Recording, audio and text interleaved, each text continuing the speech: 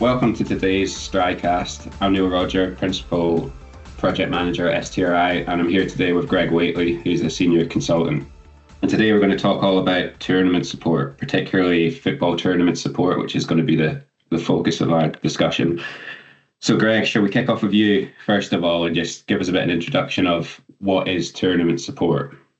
Yeah, so tournament support is basically how we assist as consultants, assist kind of groundsmen, local organising committees, football associations, and basically just tournament organisers. So it can be anything from hands-on the ground, working with groundsmen, up to more administrative and risk management kind of stuff. So the idea being we want to ultimately have produced the best football pitches we can, no matter what the tournament is. And no matter where the tournament is, I suppose is the other thing. But every tournament is definitely different, as you well know. So there's different challenges that come with all of that.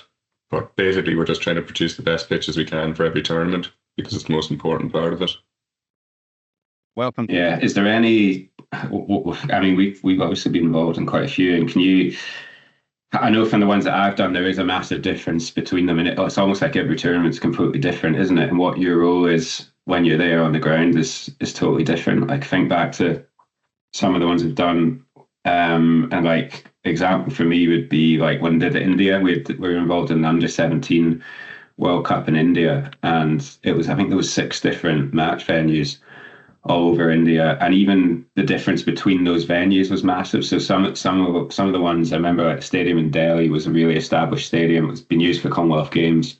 The grounds team there were really, really good, and the pitch was in great condition. So you almost didn't have to do anything there. You were kind of just an extension of FIFA, and you were going in and doing some pitch testing before the game, making sure the pitch was all set up correctly and that sort of thing to FIFA's standards, and all the line marking and everything was correct. But then you had other venues where it was the complete opposite, and it was like you're having to really get hands on with the grounds team and really sort of assist them just with maintaining the pitch to get it in shape for a game. So it was really different. Like every time you turned up, it was a different thing. Yeah, the challenge is very big time. And as you say, it often goes by region or kind of where there's more of a developed, I suppose, turf industry or kind of pitch standards and things like that. Like obviously I've worked in a couple of the African Cup of Nations and stuff, and that a whole other host of challenges in terms of timescales, equipment available, experience of the people on the ground, and you're a lot more hands-on with that stuff. Whereas I suppose historically the more kind of experienced kind of venues are sometimes a little bit easier in terms of it's less hands-on, but it's more so they may be experienced in terms of their day-to-day and kind of league games and stuff like that, but it's kind of tournament support is to actually there to help them for that tournament in terms of there's a whole list of other criteria that comes into it that they wouldn't have on a normal weekly basis. It varies big time, which is kind of the fun of it. And I think no matter what venue you're at, there'll always be challenges. It'd be pretty boring otherwise. Kind of need something good to do. I know. I think one of the things as well is that the tournament support side of things kicks off way before the tournament. So I know a lot of the ones we've been involved in, we've been going, and being sort of supporting the ground staff there, and then being involved for a couple of years before the tournament actually kicks off. Yeah, and that's I suppose that's the biggest thing. Like it's all about risk mitigation. So the earlier we get involved, almost the better. We can highlight any issues or potential issues that there could be. And the earlier we can do that, the kind of more time we have to kind of, I suppose, offset those risks and kind of do any remedial works or whatever it is, whether it's pitch renovations, pitch reconstructions, or even just things like procuring maintenance equipment and stuff like that as well, or even ground staff. So yeah, you're right. It starts 2-3 years in advance. Like we're obviously working Canada and Mexico at the minute, but we've obviously started that kind of early last year, so we kind of have a 2.5-3 year lead time into that.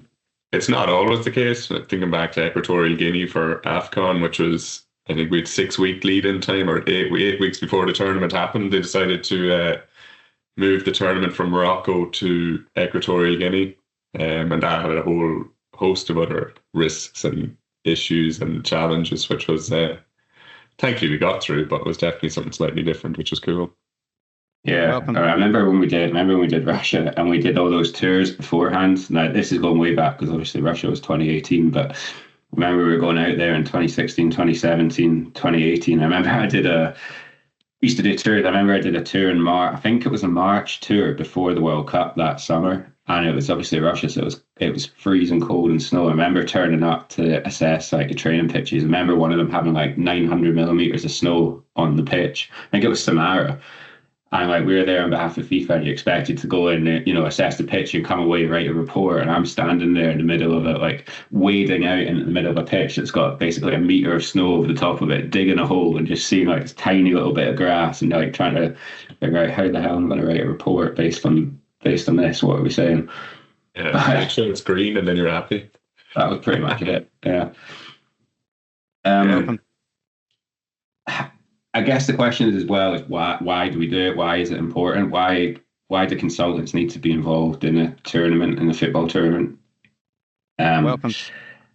And again, it goes back to being different every time, doesn't it? I think looking back to the role I've played in tournaments, with obviously myself, I've not been a groundsman historically, so my role's always been a bit different. And the ones I've been involved in have been more on the kind of like the logistics and the being a bit of a liaison between the tournament organizer and the people on the ground. So a lot of it for me has come down to, often it's the training pitches, isn't it? Everyone thinks that when you're involved in these tournaments, it's the match venues, and there's a lot of focus on the match venues, but a lot of it tends to be the training sites. So for me, a lot of my involvement has been trying to arrange, remedial works or maintenance works, renovation works for training grounds in the build up to tournaments so that they're fit for purpose when the teams actually arrive and get to use them.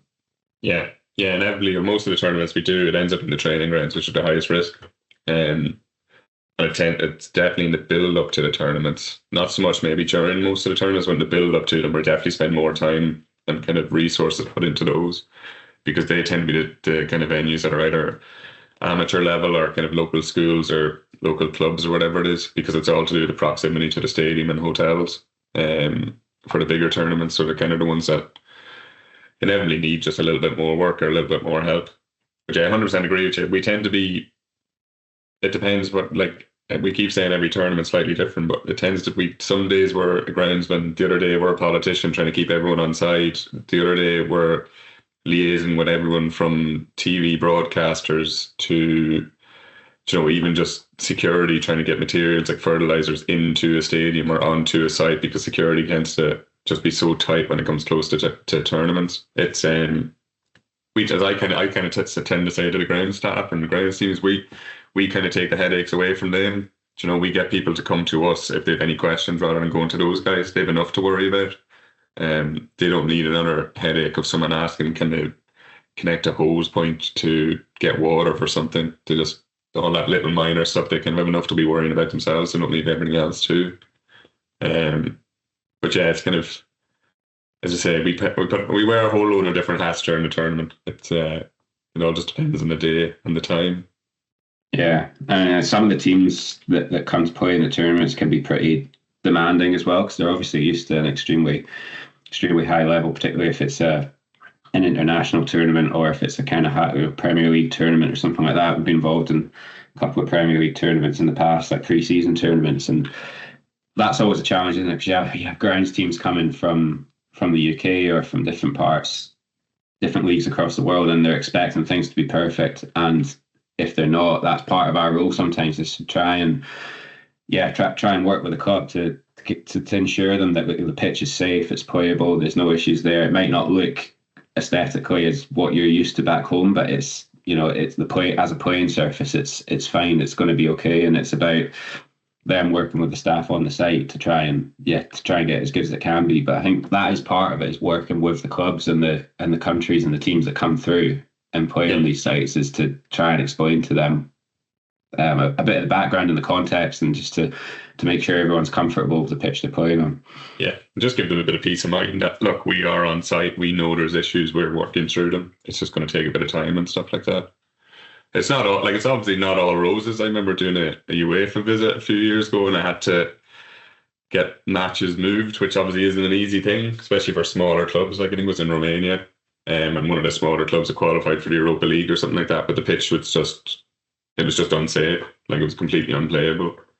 And in that instance, you're telling a small club or a small town basically that they can't host European football at home, and they're going to have to move those fixtures to like a safer playing or surface or to a different stadium. And it's not nice. Like, you don't want to be that person, but at the end of the day, you have to do your job, and you have to do what's best for the football and for the players.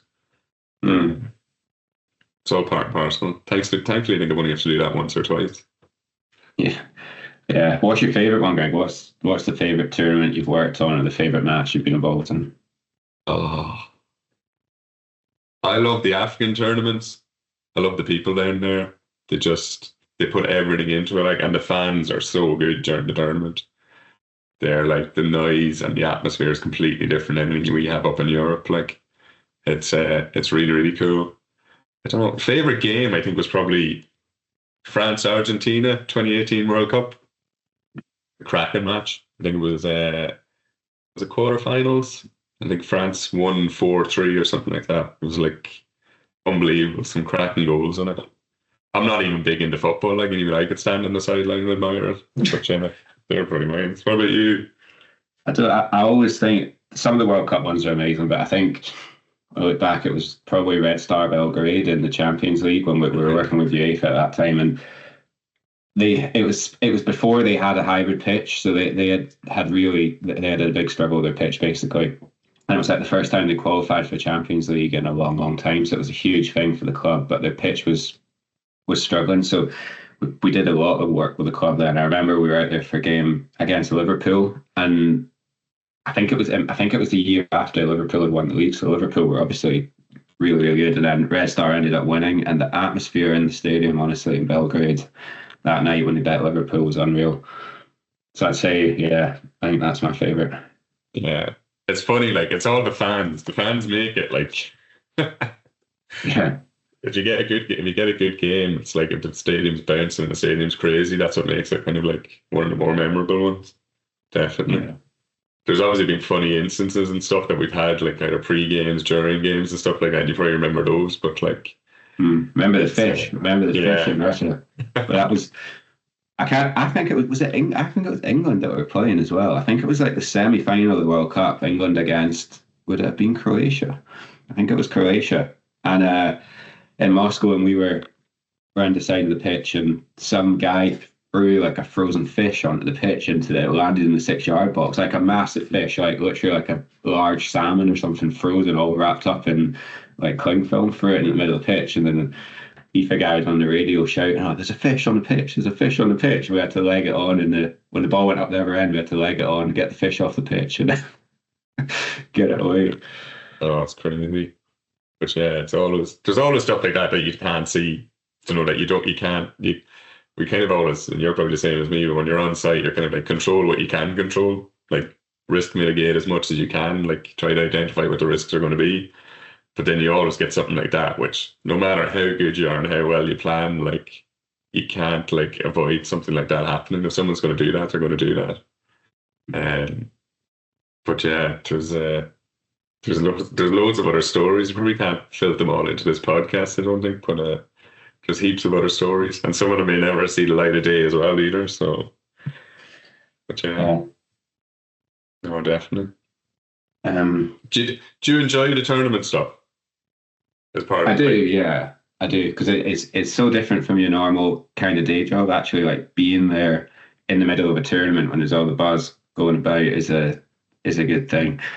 I think I remember when we did Euro 2020, did we? We did a few of the venues there, and that was the one that got postponed because of COVID, so it was actually in 2021.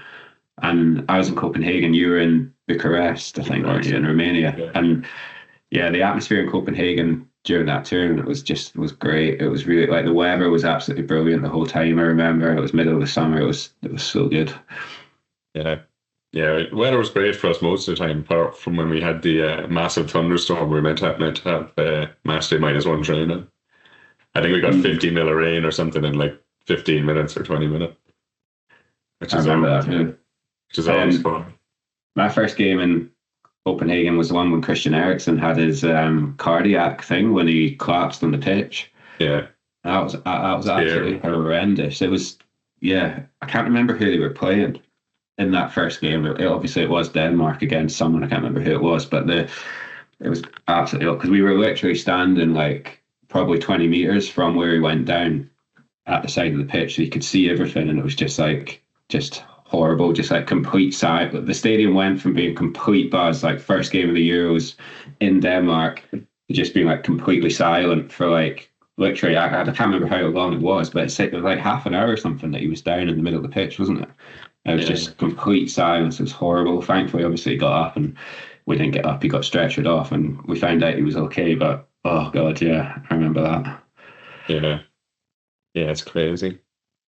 Yeah, there's loads of stuff that happens that there's loads of stuff that happens that people at home probably don't see. Like obviously that one was quite an obvious one. It was on the pitch, but there's loads of stuff in the background that tends to happen, that like broken corner flags or stuff like that. Like they kind of have to be fixed, or sprinkler heads popping up in the middle of a game that shouldn't be and stuff. But that was something that happened. I remember that in India.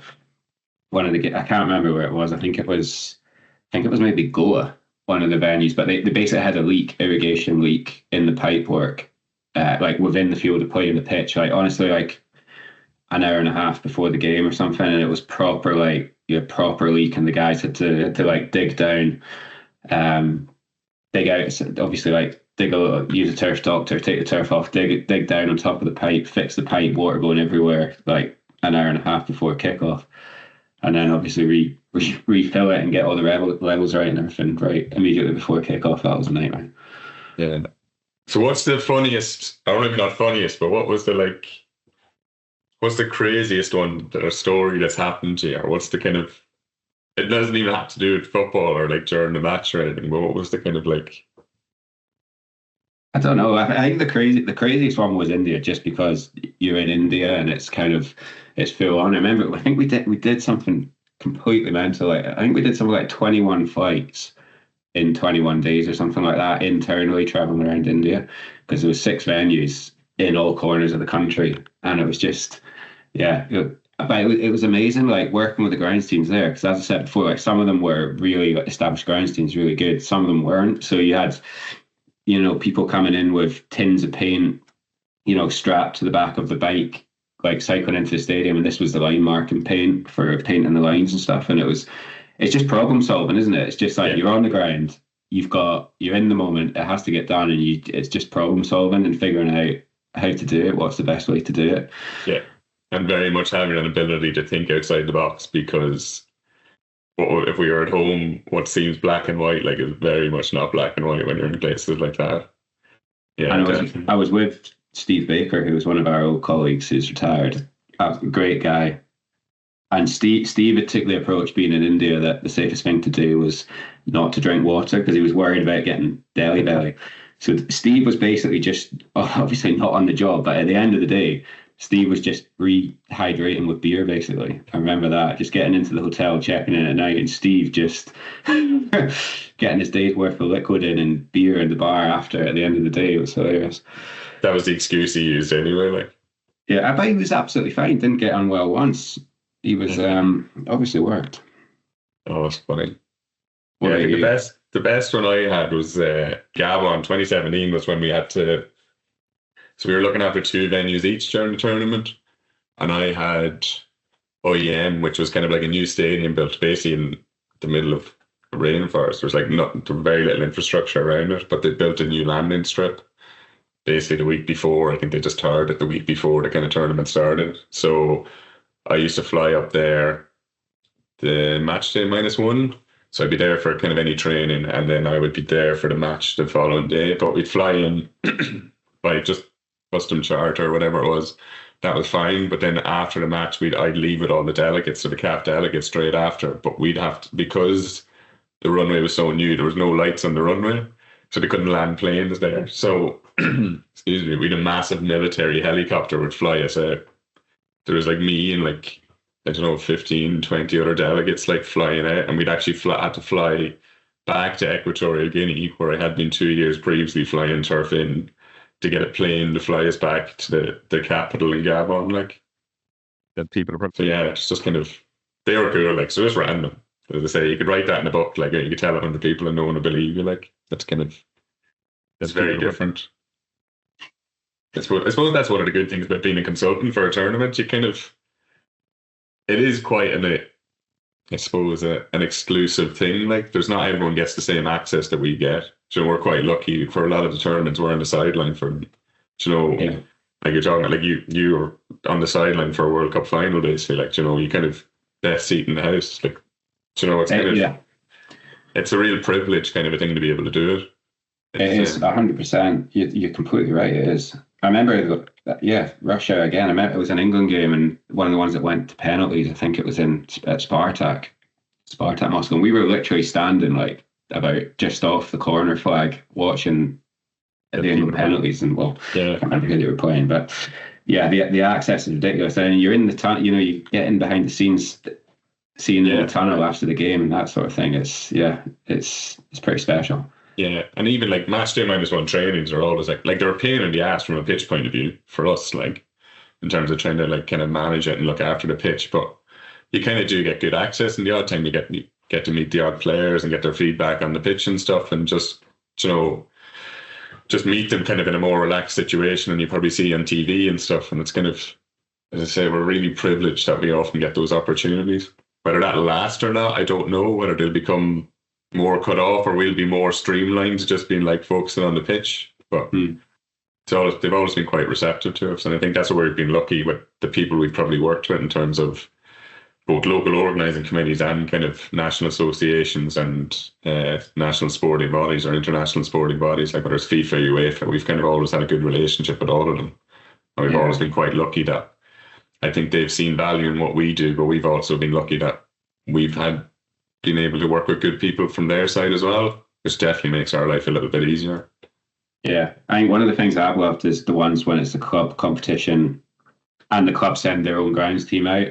I had that in China and Shanghai for, I think it was the Premier League Asia Trophy, and Man City were there, and they sent someone from their grounds team out. And that was the best, because like there was problem solving, there was challenges with the training pitches and the match venue, but it was a case of working with the Man City groundsman. He was obviously extremely skilled at what he did, and he was very much hands-on, almost like on the ground, telling them, or not telling them, but supporting the ground staff that are already there, teaching them how to do certain things that they hadn't done before. I was more on the logistical side, working with the Premier League and tournament organisers and trying to make sure that they had a sensible number of training sessions and the pitches weren't overused and that sort of thing. And that's I love that. Like that was really good, getting to work with a club like that. Yeah, no, definitely. You kind of touched on something there that I kind of almost forgot about. It's like, it's all the training that we end up doing with these guys, on the ground. And say we go to some of these tournaments are in places where they just don't have a developed turf industry as yet. Like, so like any tips, whether it's just on dividing techniques, mowing techniques, using string lines, whatever it is, like I suppose it's a bit of a legacy. Well, I'd always like to think we leave a bit of a legacy behind us. So you've taught someone something new. And I think you see that kind of in the countries that have hosted a lot of these bigger tournaments. You kind of see that there's a lot more people, or an industry is almost developed out of it, like, and people who are heavily involved, like local people who've been heavily involved in the pitch management side of it have kind of gone on to kind of become experts almost in their field, in their local regions and their countries, which is quite cool. Yeah, it's always nice to see it. Yeah, that's a massive part of it, isn't it? Trying to just bring on the turf industry in that country. And we've seen that time.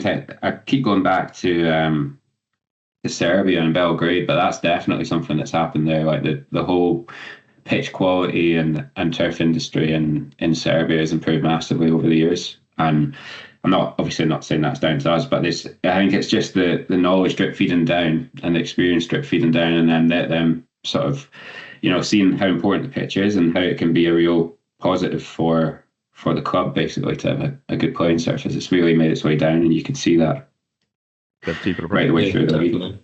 Yeah, 100%. It's funny, the UK has always been looked at as having the premier pitches and the best pitches in the world, and I think you're kind of seeing that now with kind of groundsmen and ground staff from around the Premier League and from around the UK going further afield and kind of helping out people in other countries. Yeah. And that's been good, Greg. It's been good to catch up on these things. You kind of forget all the stuff that we've been involved in, and you forget what goes into this tournament delivery. So it's been fun talking about it and reminiscing. Yeah, you forget all the funny stories that people are probably sick of hearing down the pub. Yeah.